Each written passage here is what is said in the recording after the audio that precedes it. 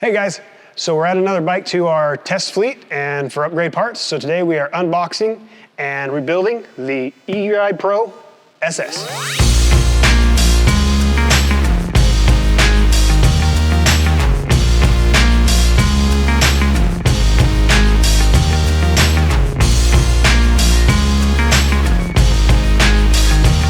Man, this is taking too long.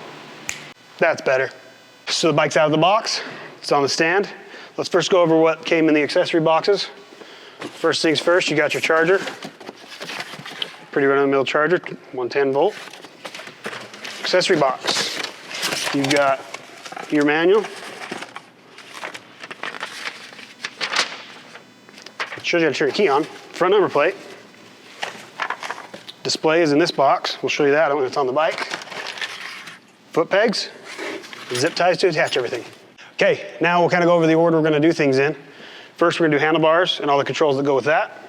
Then we'll do the display, front wheel, front fender, front number plate, connect the shock, it comes disconnected, mud guard, foot pegs. That's it.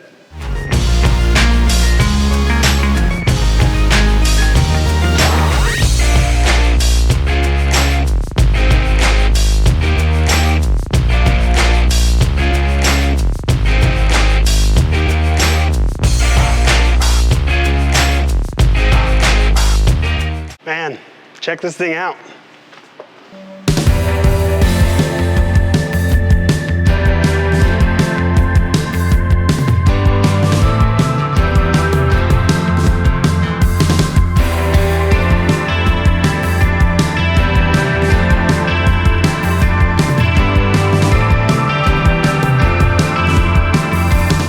Just like all the bikes we test, we like to check the actual weight of them. So we put the stand on the scale, we teared that out, so the actual weight is 143.5. Okay, we'll run through some of the features on the bike. First, you switch it to the middle position, that activates the battery. Switch it to on, here comes your display. So on your controls over here on the left side, you've got your two run modes. You've got Eco and Sport, and they show up on the screen over there. And then you've got in Sport mode, you've got, for now, what they call a turbo button. Push that. That gives you 12 kilowatts, but only for a short amount of time. That could be really good for, say, maybe a whole shot, and then it'll go back down to its regular 8 kilowatts. The future models, more than likely, they're going to do away with this button, and you're going to get the full 12 kilowatts all the time. So this switch here, it's your regen.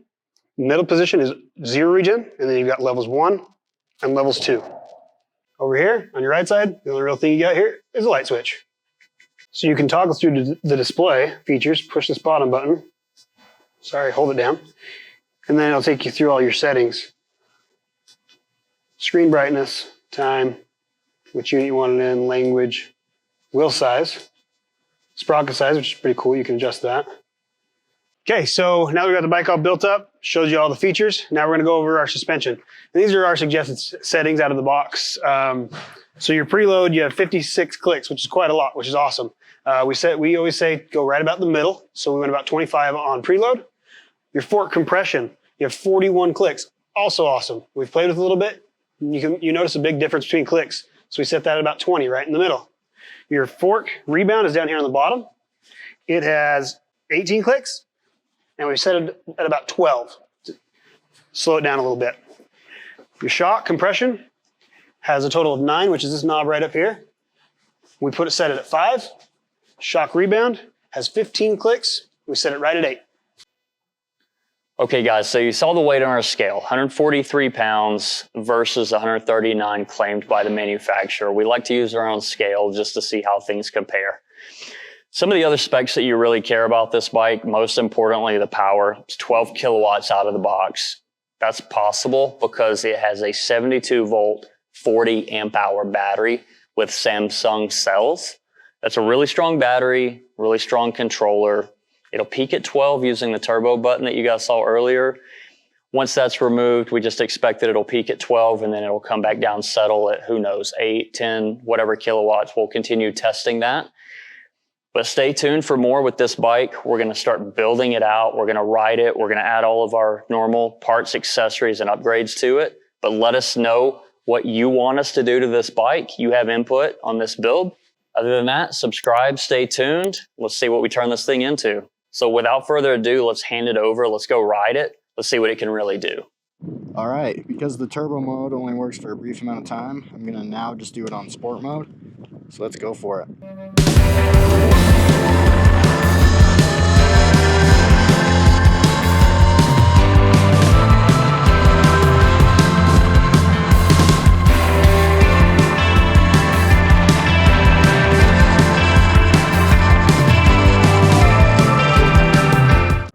All right, we're on the Eride Pro. I'm gonna flick it into turbo mode, and then we are gonna see what an 8th mile run looks like. Turbo mode active, let's go.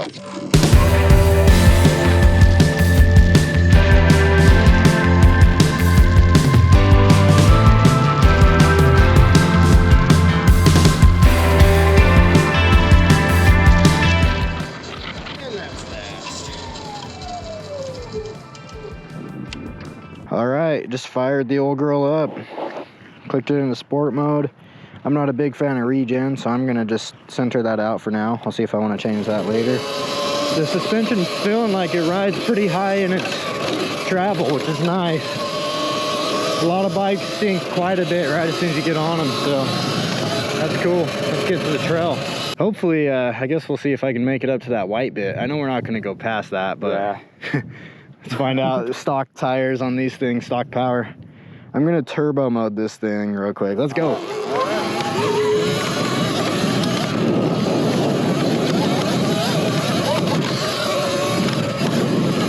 Ooh, this is a big hill. Let's go, dude.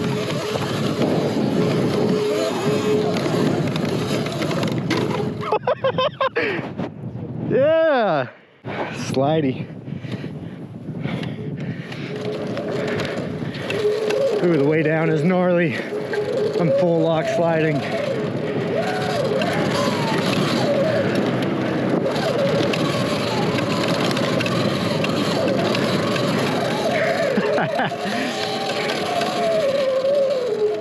Ooh. Dude, that thing was moving. This thing ripped.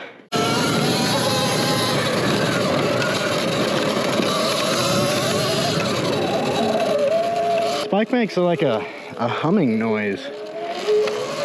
Seems like the magnets in that motor are doing something.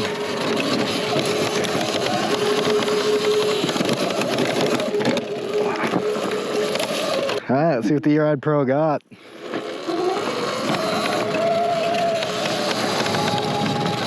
Gotta find what line I even want to take. We're in turbo mode. Oh my gosh.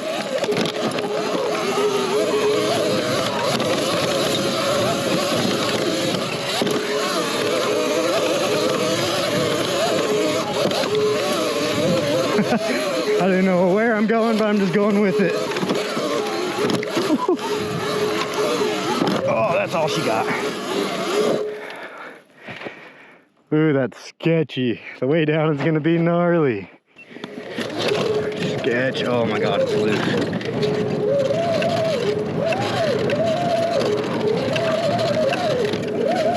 Click the regen up.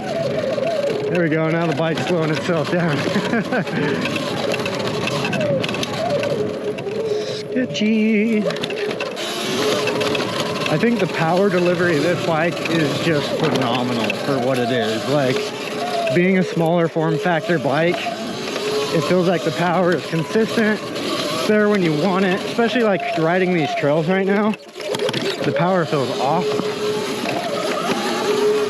And it really is playful. Like, it feels nimble and light, but it feels like large enough to have a good time on and not like be super crunched over the front of the bike.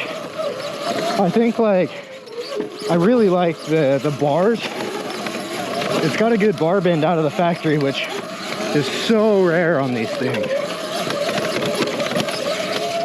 I would put a direct mount stem on this though. Maybe add like maybe do a 3-inch direct mount stem, something like that.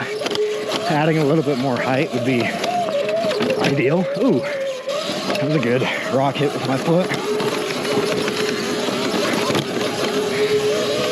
And like I said before, the stock tires, although they're nimble and super playful and pretty fun because of that, I'm constantly worried I'm gonna be like pinch flatting and not being able to make it through this trail ride. So I'm really just holding back and like trying to make sure my lines are good and not hit any sharp edges, just things like that.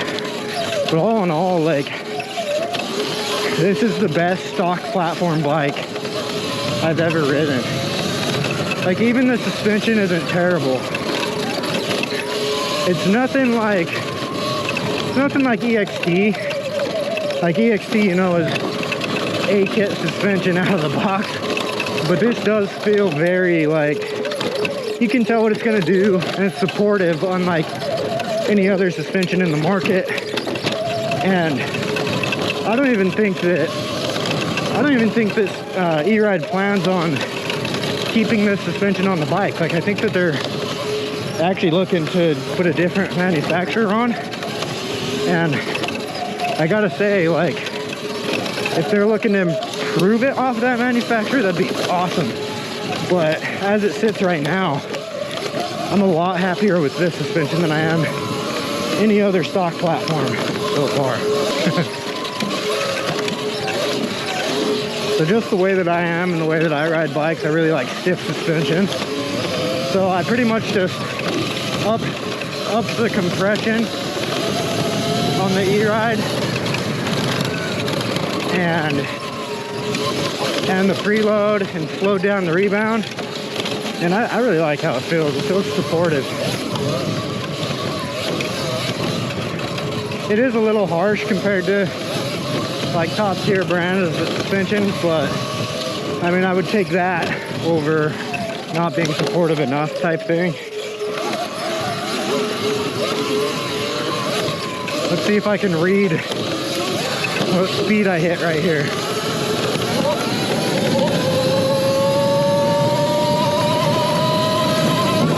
Oh my gosh, dude, that was 52 miles per hour. On a trail. That was sick. On this bike, dude, I feel like it's pretty stiff. Like I cranked the compression all the way up in the preload on both the compression and preload on the fork, and then compression on the shock, and then slowed the rebound down, and it actually feels super supportive. Like I love stiff suspension though, so it's kind of cool to see that. No, that's how I am too. It's nice to see the dials actually do stuff.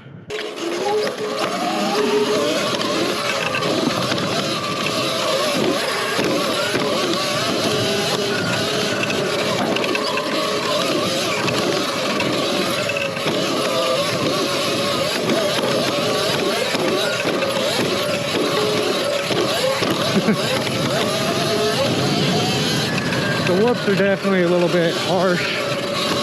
So that's half the fun of these bikes, I think, is like trying to find a rhythm through whoops and stuff like that instead of just counting them. You can just hop over things like whop, little double, whop, yeah. Oh, I bottomed out the rear right there. Corner, yeah. You want to avoid braking bumps though, those don't feel very good.